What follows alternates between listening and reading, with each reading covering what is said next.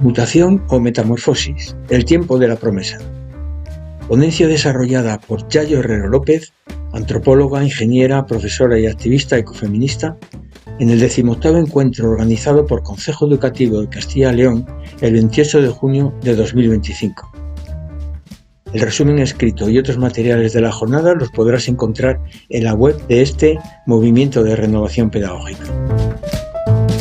Respuestas dadas por Yayo en el debate. A ver, yo voy a... A ver, lo que voy a contestar no son recetas, te voy a contar así un poco las últimas experiencias, porque, o sea, yo hace un montón de años me dedicaba mucho a decir, bueno, no lo he abandonado, pero tratar de influir a los tomadores de decisiones, tal, estas cosas y tal, ¿no? Y me he ido dando cuenta que yo creo que el ciclo político último, una cosa que ha tenido ha sido el de haber abandonado absolutamente el trabajo de base, ¿no? Y ahora estoy volcada ahí. Pero te voy a contar con dos experiencias así recientes, que a mí, o sea, es como que es una cosa curiosa, porque levantas la mirada y miras cómo va el mundo y dices, madre mía, pero luego pones los ojos en las cosas concretas y dices, ostras, es que hay un montón de cosas que se pueden hacer y funcionan, ¿no? Yo el año pasado vivo en un pueblo de Cantabria, ¿no? Yo soy madrileña, pero llevo algo más de 5 años viviendo allí, y el año pasado me presenté a una plaza que salió en la Facultad de Educación de la Universidad de Cantabria, en Magisterio, de una asignatura nueva que salía como profe asociada, ¿no? Y es la primera vez en mi vida que yo he estado en un grado. La asignatura era de primero, una asignatura obligatoria, tuve 2 grupos, 50 personas en cada grupo, ¿no? Mi asignatura se llamaba Valores transversales para la educación y Agenda 2030, que yo cuando vi el título dije, ¿a quién coño se le ha ocurrido poner este título en una asignatura que ya tienes que empezar? Bueno, en fin. Bueno, pues llegué a la clase y el primer día, o sea, yo volví a casa descorazonada. Había la densidad de banderas de España que yo vi en aquellos cuerpos tan jóvenes, dije, madre mía, ¿qué 4 meses vas a pasar ya yo, ¿no? Bueno, ha sido una experiencia maravillosa, maravillosa, ¿no? Mi preocupación era justamente la que tú señalabas, que en los últimos años todo el tema del PIN parental, todo el tema de los discursos de la ultraderecha con el tema de la educación, del adoctrinamiento, han ido creando una reacción grande. Y yo lo que me di cuenta era que no solamente ha sido eso, sino que también creo, no es el caso de las personas que se agrupan en un MRP, pero muchas cosas se han hecho muy mal, ¿no? Por ejemplo, los chicos y las chicas les han inflado a hacer talleres de feminismo dentro de las aulas y en muchos casos los ha hecho talleres de gente que viene de fuera del aula, ¿no? O profesorado con muy poca formación. Y muchos de los chicos y las chicas ven ahora las cuestiones del feminismo como cuestiones totalmente mainstream. Es decir, como cuestiones mainstream, como cuestiones de orden y de sistema, por no hablar de unos ciertos talleres de feminismo que en algunos casos abordan muy mal la cuestión de la masculinidad y de los chavales más jóvenes, ¿no? En mi opinión, ¿no? Se han hecho también un montón de talleres, por ejemplo, sobre cambio climático. Muchísimos talleres sobre cambio climático en los centros, pero la cuestión es que mi alumnado, que había pasado por montones de talleres sobre cambio climático, solo sobre cambio climático, no la problemática ecosocial, en la secundaria, llegaban y no sabían qué es el cambio climático, ni cómo funciona, ni cómo opera, ni qué lo causa, ni cuáles son sus consecuencias reales, ¿no? Entonces, hay que pensar que está la parte del adoctrinamiento y de la revolución de la ultraderecha, y también pensar que quizás hemos abordado algunas cuestiones sin que una buena parte del profesorado hubiera hecho revisiones más profundas de qué supone el feminismo y el ecologismo, o de cómo se integran y se trabajan y se transversalizan en unos conocimientos que son conocimientos que han sido gestados y creados desde visiones patriarcales y desde visiones ecocidas, ¿no? Entonces, lo digo porque eso es un tema que está ahí. Entonces, cuando yo vi lo que había, dándole vueltas y hablando con un montón de gente, dije, bueno, no puedo entrar a la asignatura como yo pensaba entrar. Y entonces, lo que he hecho ha sido empezar a trabajar con ellos y ellas desde las necesidades humanas. Es decir, me cogí la teoría de las necesidades humanas de Max Neff, y lo que hemos trabajado ha sido sobre las diferentes necesidades humanas, sus satisfactores, cómo satisfacerlas, y cuando ya tuvimos trabajado el tema de las necesidades humanas, hicimos dedicamos una clase. Yo les propuse que se imaginaran a sí mismos en 2040, ¿no? Dije, ¿qué querrías ser? ¿Cómo querrías ser? ¿Y qué es lo que te da miedo para no llegar a lo que quisieras ser, ¿no? Claro, yo ahí fue cuando reconecté con todo mi alumnado y me quité un poco los prejuicios de todos los adornos corporales que llevaban, ¿no? Porque querían ser buena gente, querían tener una casa, querían, algunos de ellos decían, pues me gustaría ser madre, otros decían, yo madre no, querría ser tía, querría tener animales, querría poder hacer algún viaje de vez en cuando, querría no tener una incertidumbre extrema, querría no vivir agobiada por las facturas, querría tener amigos, querría ser una muy buena maestra. Era el grueso de las expectativas que tenían, ¿no? Y cuando nombraron los miedos, salieron todos los temas de la guerra contra la vida que yo os he comentado. Salían los problemas de vivienda, salían los problemas de cambio climático, los nombraron muchos de ellos, salía la guerra, o sea, tenía el grueso del alumnado eran chicas, pero tenía unos cuantos chicos. A los chicos, a los varones, les da pavor la guerra, les da pavor la guerra, porque han visto las imágenes de los chicos que son cazados en Ucrania para ir a la guerra sin querer, ¿no?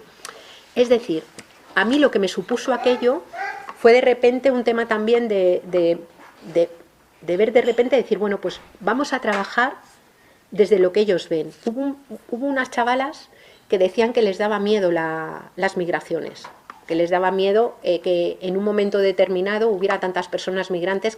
Pues eso hay que trabajarlo con ellos. O sea, no desaparece porque digamos que racistas son, que lo eran, ¿no?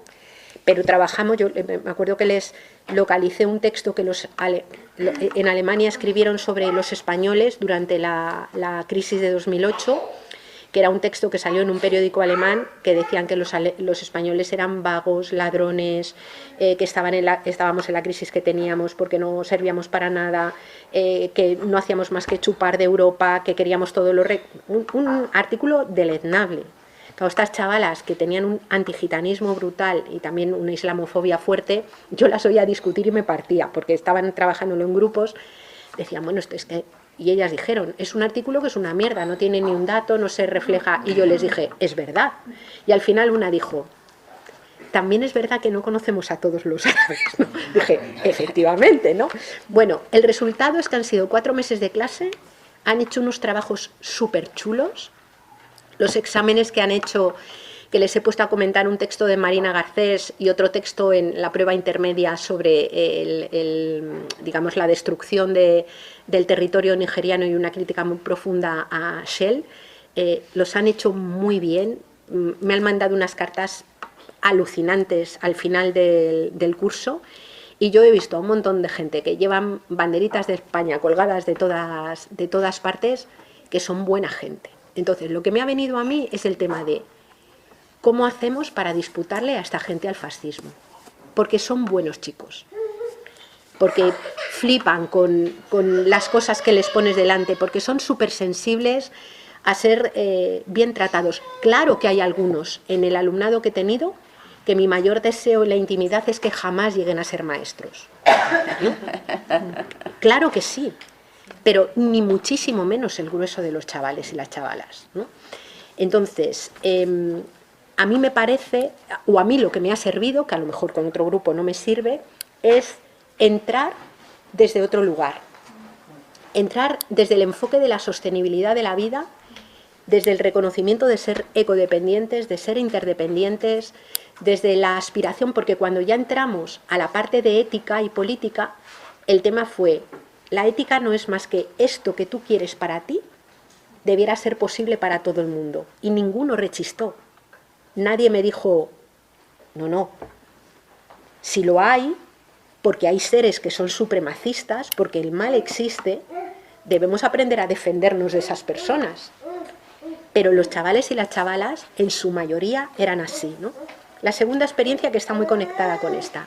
Nuestro pueblo, tengo por aquí a una vecina del pueblo, nuestro pueblo tiene un colegio rural maravilloso, 100 alumnos y alumnas, un pequeño claustro de 14 personas. En nuestro pueblo, cuando hay elecciones autonómicas y elecciones generales, el primer partido es Vox, el segundo es el PP, el tercero fue Alvise y un poco detrás el PSOE. Lo digo para que veáis el marco, ¿no? Como la mayoría de los pueblos de Castilla y León ahora mismo. Bueno, pero es un pueblo en donde todavía hay pastos comunales, donde todavía hay bosque comunal, y es toda esta gente que vota esas cosas, con mayor o menor arte, lo mantiene y se organiza, donde hay unos rudimentos de democracia de base que les funcionan y les ha funcionado para sobrevivir.